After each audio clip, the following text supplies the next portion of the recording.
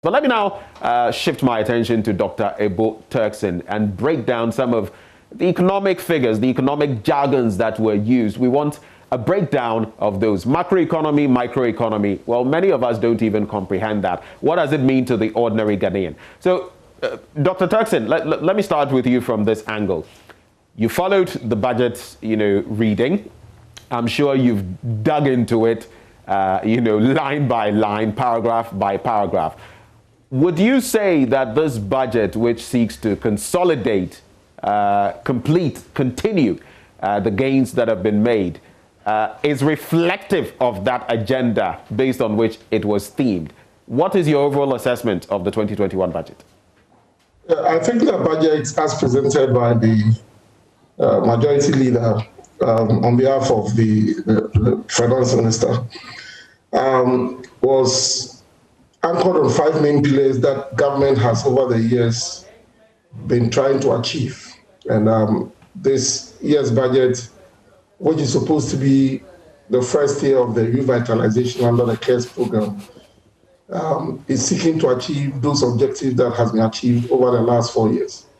And if you look at the content of the budget, well, you see that the government is trying to achieve or ensure that the strong macro fundamentals that we had before the COVID, it will try to restore that strong macro fundamentals. It's also trying to put in place a robust social system that would protect livelihoods, would also ensure that health and other social services are readily available. The pandemic showed how inadequate our health facilities were. And so the government had clearly indicated that they have an agenda 111 to build 102 hospitals in some 102 districts, 7 regional hospitals, including that for the Western region. And then also go on to build other health facilities. Then the third main pillar of the budget was resource mobilization, which is quite critical. I mean, if you recall in the 2020 budget that was presented in November 2019, one of the main pillars of the budget was the government's intention to equip the Ghana Revenue Authority with logistics and also capacity, human resource capacity, for them to mobilize more domestic revenue. At that time, our expectation was that once we are able to widen the tax net and become more proactive in collecting property taxes, then we're expecting that sooner than later, the resource mobilization through taxation was going to be the main source of funding that was going to drive our development process or fund our development process. I don't know how far that was done in 2020, but the COVID diverted government's attention from some of these laudable initiatives to try to contain the COVID and then support households. But then this year, they have clearly indicated that is what they are going to do. Then also improve our infrastructure. Infrastructure is key to the whole development process. If you are going to expand the productive capacity of the economy, we need to invest in infrastructure. We need to provide a very conducive atmosphere for private sector to thrive, and it has to go with both soft and hard infrastructure. And the government indicated in its budget that all projects that have not been completed, they were looking at completing those projects. Don't forget that one of the main anchors of the CARES of our program is for us to this year onwards, for the next 2 years, to take a critical look at some light manufacturing industries and agro-processing, which will be good for import substitution, which will also be good for exports, given that the African Continental Free Trade Area is now what is on the table. And then also, in terms of textile and garments, and then and pharmaceuticals, these are sectors that are more labor intensive. So if we need to recover and then assure jobs and get people to work, these are the sectors that we should take a look at. Okay. And so it's good if the government is going to find the resources to try to take focuses attention on there. And not only that, even a supporting industry like the machine tool industry that is needed to support industrialization in this country. Okay. And then finally, they're also looking at ensuring that they anchor human resource development on science and technology. So these are all the critical pillars that we need to change the structure of production in this economy.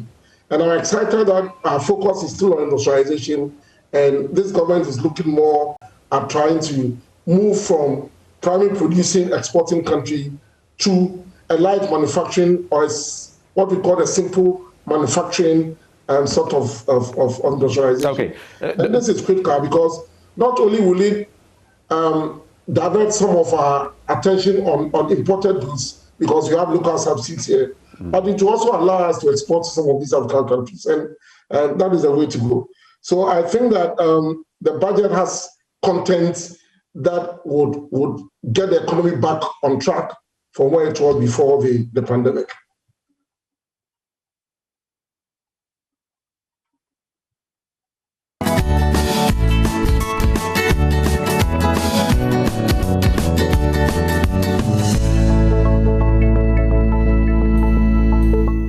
Welcome back. Our apologies for that break in transmission, but Dr. Ebul Turkson is still here with us. Dr. Turkson, a very warm welcome back, and sorry about what just happened. Anyway, so the question I was posing, simply put, what do you feel are the cons, the sins, if you like, of the 2021 budget? The last time we interacted, you were talking about the fact that you were not expecting the imposition of more taxes, but here we are. There are more taxes, more levies. How do you feel about that?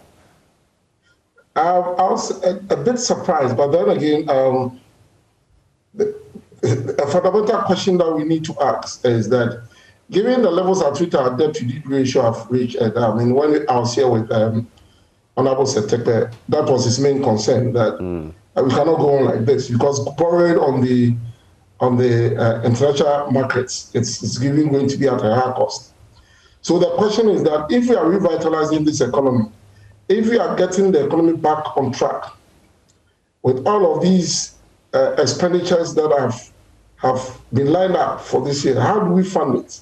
There are two main ways. We either go back and borrow at a high interest rate, or we find ways in improving or increasing our domestic resource mobilization.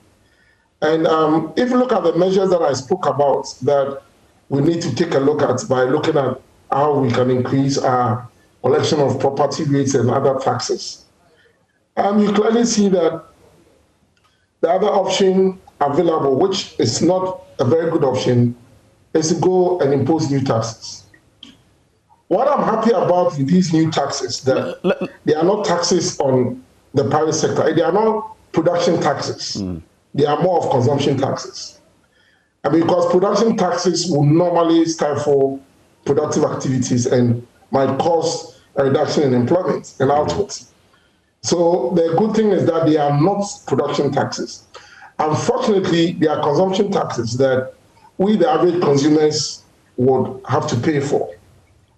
Now, the other thing about the budget I was excited, and I'm going to say this, was that if you remember last time, I mentioned that we need to take a content analysis of our debt stock to find out over the year what has happened to our debt stock. And I was excited when I saw that in the budget, they are clearly showing that over the year, we have added almost 75 or 76 billion Ghana cedis to the debt. And it was mainly from the fiscal impact of the COVID, the financial sector cleanup, and then the excess capacity for energy that we are paying for energy that we don't use. Now, these have to be funded. These have to be paid for. And so the government, rather than taxing production, went to tax consumers. And I think that... Dr. Turkson, very briefly to chip in, do we always have to pay for the sins of, let's say, an administration, past or present, the inadequacies of the system?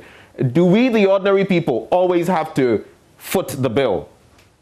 aren't there other mechanisms to cushion people? Because you're talking about COVID-19 shocks. It's not just the government, it's to the ordinary person on the street as well. The pure water seller is feeling it.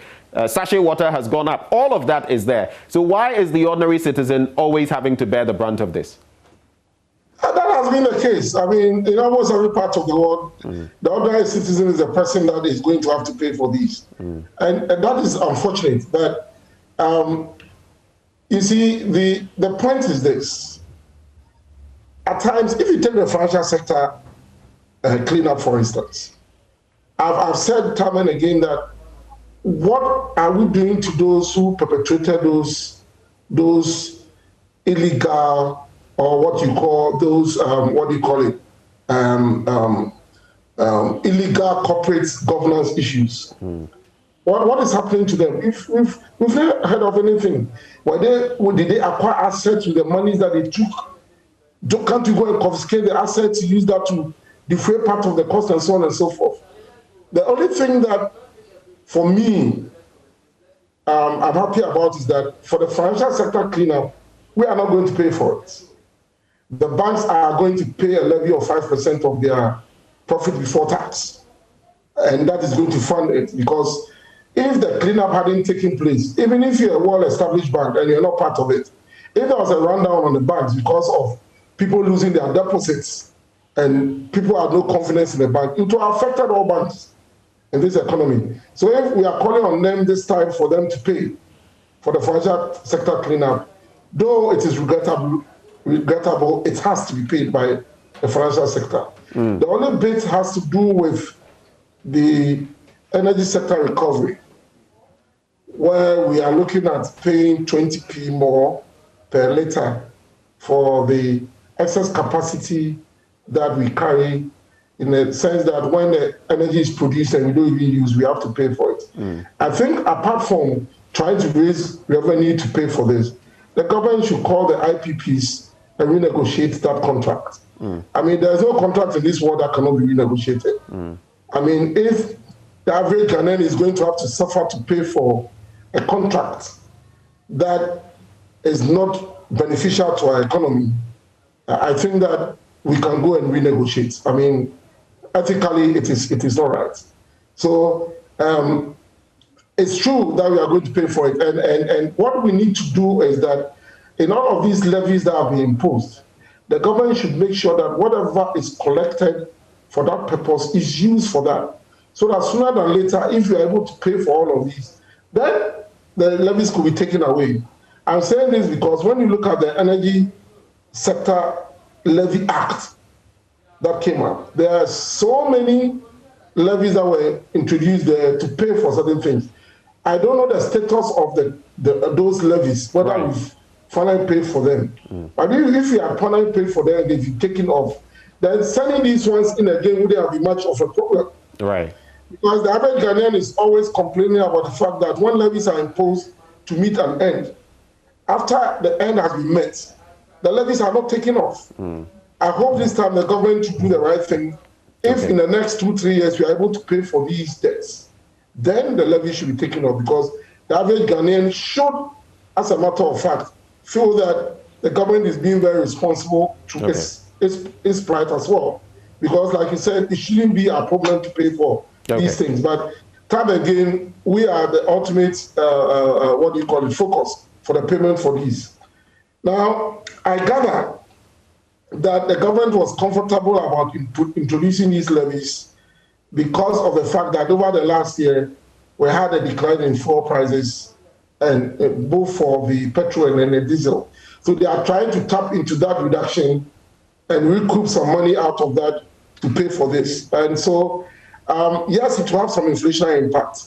I don't expect the inflation impact to be too high. Okay. But then again, it is important to state that these consumption taxes will not dislodge production, which is very critical. And we are talking about production taxes. We didn't want government to come up with any taxes that was going to be placed on production. And if you go through the budget as well, you see that apart from these these new levies, government has also done some sort of support for the private sector. I mean, the tax rebates that are coming to firms or enterprises in those sectors that have been affected by the pandemic, like the hotel and restaurants, the tourism, education, and all of that. Right. It's something that is good because these firms have suffered over the year. And if we don't give them a rebate, it will find it very difficult to maintain their employment and so forth. Dr. This is where, you know, thankfully, at least you've given us a global appreciation of the budget, the pros and the cons. We're going to have more time to expatiate on some of these bits because we can't dig into the entire budget statement this morning. But I would like to say a very big thank you to you, Dr. Abel Turkson, for joining us, discuss this all-important matter. And we're going to have more time in subsequent shows to delve into the matter. Well, moving on, we're going to segue neatly into another aspect of our national conversation, and it has to do with COVID-19. In fact, some of the levies we are facing now are tied to COVID-19. We're also going to have a specific conversation on the vaccines, what they are basically, how we should approach them, and some concerns that have been raised in recent times. I'll be introducing the guests who are joining us this morning shortly, but right before that, let's take a look. Let's watch this.